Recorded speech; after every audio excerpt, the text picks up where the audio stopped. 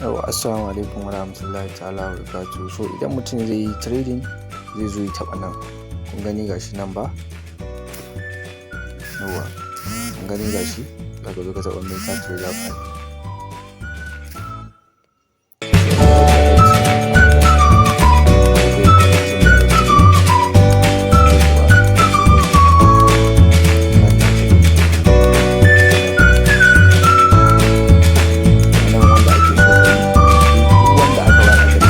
Sell idan baya aka ce idan sell ne su sai ka zo ka sell ana mutum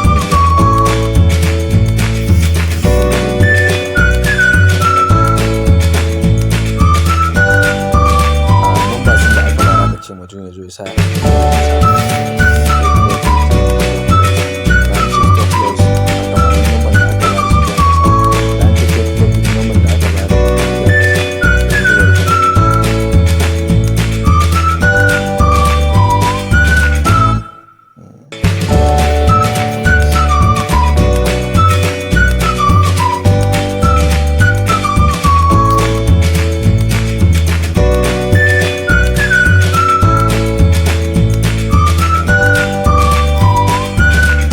sai aka ce stop